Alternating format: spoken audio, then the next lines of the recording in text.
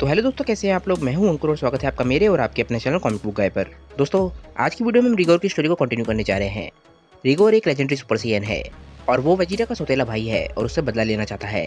ये है dragon ball new age की ओल्ड स्टोरी और इस कमाल की स्टोरी को लिखा है मलिक टोरिहाने ने। ड्रैगन बॉल न्यू एज के 2 वर्जन हैं और फिलहाल मैं इसके पुराने वाले वर्जन को कवर कर रहा हूँ, जो कि मलिक टोरिहाने ने काफ़ी सालों पहले लिखा था। उनसे जुड़े सारे लिंक आपको नीचे डिस्क्रिप्शन में मिल जाएंगे, जाइए और उन्हें अपना सपोर्ट दिखाइए। अगर आप ड्रैगन बॉल के फैन हैं और अगर आपको ड्रैगन बॉल की फैन मांगास पसंद हैं तो चैनल को सब्सक्राइब करके बेल आइकन दबाना बिल्कुल मत भूलिएगा, क्योंकि मैं चैनल पर लगातार वीडियोस डालता हूं और आपके लिए ड्रैगन बॉल से रिलेटेड कंटेंट लाता रहूंगा। मैं चैनल पर ऑलरेडी बहुत सारी फैन मांगास कवर कर चुका हूं, तो आप चैनल के प्लेलिस्ट के टैब में जाकर अपनी फेवरेट फैन मांगा देख सकते हैं। अगर आप चाहें तो मुझे इंस्टाग्राम पर भी फॉलो कर सकते हैं, मैं वहाँ पे काफ़ी एक्टिव रहता हूँ।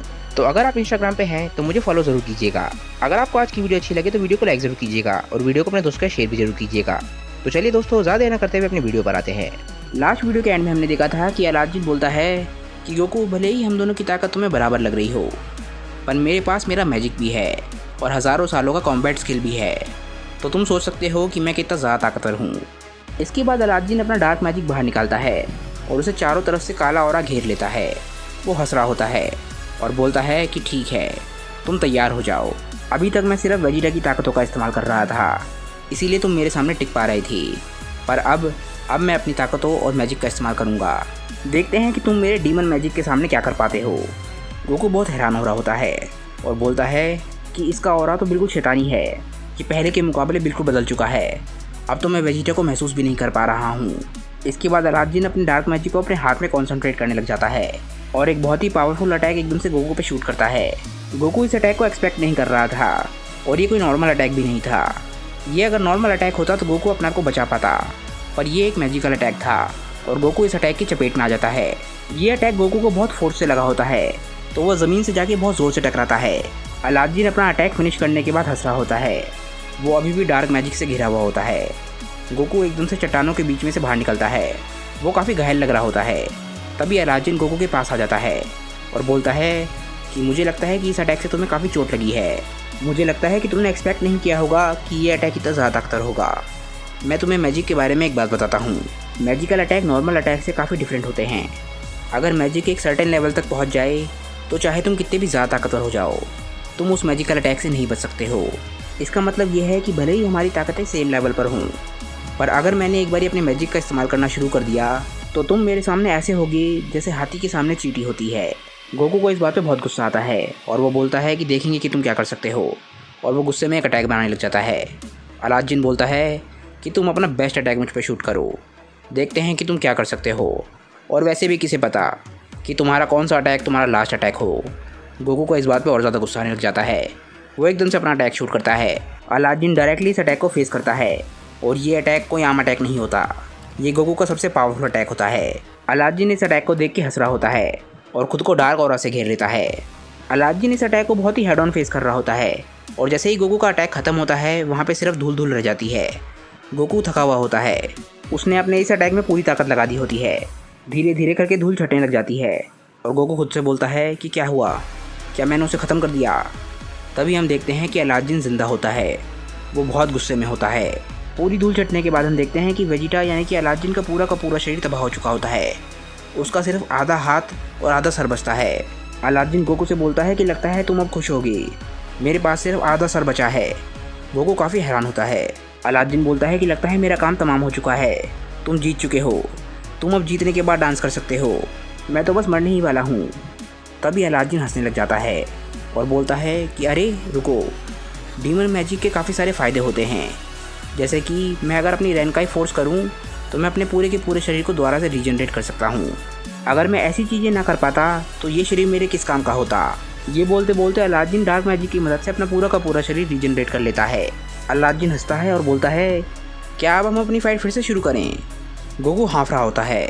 अलादीन बोलता है कि भले ही हमारी ताकत बराबर ही क्यों ना हो, पर मैं तुम्हें देख के समझ चुका हूँ कि तुम्हारा सांस फूलने लग गया है।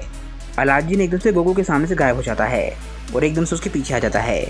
वो अपनी 2 उंगलियों का इस्तेमाल करता है और एकदम से गोकू के प्रेशर पॉइंट पर अटैक कर देता है। गोकू बोलता है कि ये क्या है, तुमने मेरे हाथ के साथ क्या किया, ऐसा लग रहा है कि मेरा हाथ जल रहा है। गोकू बोलता है कि मेरा हाथ हिल क्यों नहीं रहा है। अलादीन बोलता है कि मैंने अपनी डीमन एनर्जी को अपनी उंगलियों पर फोकस किया था और उस एनर्जी को मैंने तुम्हारे प्रेशर पॉइंट पे हिट करके ब्लॉक कर दिया है। और उसे रोकने की वजह से तुम्हारे हाथों में ची का फ्लो रुक चुका है। और एक बार ही पाथ बंद हो जाए तो जिसके साथ मैं ये करता हूँ उसे बहुत ही पेनफुल पैरालिसिस हो जाती है। गोकू समझ चुका होता है कि उसके लिए ये फाइट जीतना और ज़्यादा मुश्किल हो चुका है। अलादीन बोलता है कि चिंता मत करो, तुमने अपनी ची को नहीं खोया है। तुम अपनी ची का इस्तेमाल अभी भी कर सकते हो, पर तुम अपने हाथ का इस्तेमाल नहीं कर पाओगे। तुम चाहो तो हम दोबारा शुरू कर सकते हैं, मेरा मतलब अगर तुम डरे ना हो तो। इसके बाद गोकू अलादीन को किक मारने की कोशिश करता है, पर अलादीन गोकू के पैर को पकड़ लेता है और उस पर अटैक करना शुरू कर देता है। अलादीन गोकू के पेट में अपने डीमन एनर्जी से अटैक करता है। गोकू दर्द के मारे ज़मीन पे बैठ जाता है। अलादीन बोलता है कि मैं जानता हूँ कि इससे तुम्हें काफ़ी दर्द हुआ होगा। मैंने तुम्हारे शरीर में सारी रेनकाई एनर्जी को ब्लॉक कर दिया है। अब तुम्हारे पास 10 सेकंड से भी कम है। इसके बाद तुम्हारी सारी की सारी ताकत ख़त्म हो जाएगी। मुझे बताओ कि तुम्हें कैसा लग रहा है। गोकू को बहुत ज़्यादा गुस्सा आ रहा होता है। अलादीन बोलता है कि मैंने तुम्हें कहा था ना, अगर एक बारी मैंने अपने मैजिक का इस्तेमाल करना शुरू कर दिया तो तुम्हारे पास भले ही कितनी ही ताकत हो, उससे कोई फ़र्क नहीं पड़ेगा। इसके बाद गोकू फिर से लड़ने के लिए खड़ा होता है, पर उसकी पूरी ताकत ख़त्म हो चुकी होती है और वो फिर से अपनी बेस फॉर्म में आ जाता है। अलादीन बोलता है कि जैसा मैंने कहा था, तुम्हारी ताकत अभी से ख़त्म होने लग गई है। तुम अब अपनी ट्रांसफॉर्मेशन को भी मेंटेन नहीं कर सकते हो। मैं जानता हूँ कि इस वक्त तुम खड़े हो, इसमें भी तुम्हारी बहुत सारी ताकत लग रही होगी। अलादीन भी वापस अपनी बेस फॉर्म में आ जाता है। गोकू खुद से बोलता है कि ये सही बोल रहा है। ऐसा लग रहा है कि मेरी सारी की सारी ताकत ख़त्म हो चुकी है और इसकी ताकत ज़रा सी भी कम नहीं हुई है। लगता है उस लास्ट अटैक ने मेरे सारी की सारी ची को ब्लॉक कर दिया है। इस तरीके से तो मैं इससे नहीं लड़ पाऊँगा। मुझे सोचना होगा कि मैं क्या कर सकता हूँ। अलादीन बोलता है कि शायद अब तुम समझ गए होगे, तुम्हारे पास जीतने का कोई चांस ही नहीं था। अगर मैं शुरुआत से ही अपनी मैजिक का इस्तेमाल करता तो हमारी फाइट जितनी देर चली उतनी देर भी नहीं चलती। पर वेजिटा के बाद तुम इस दुनिया के सबसे ताकतवर शख्स हो और मैं देखना चाहता था कि तुम क्या कर सकते हो। और मैं तुम्हें सच बताऊं तो मैं तुम्हारी ताकत से ज़रा सा भी इम्प्रेस नहीं हूँ। गोकू अलादीन से पूछता है कि मुझे एक बात बताओ, तुमने कहा था कि तुम एक डीमन हो, मैं सही बोल रहा हूँ ना?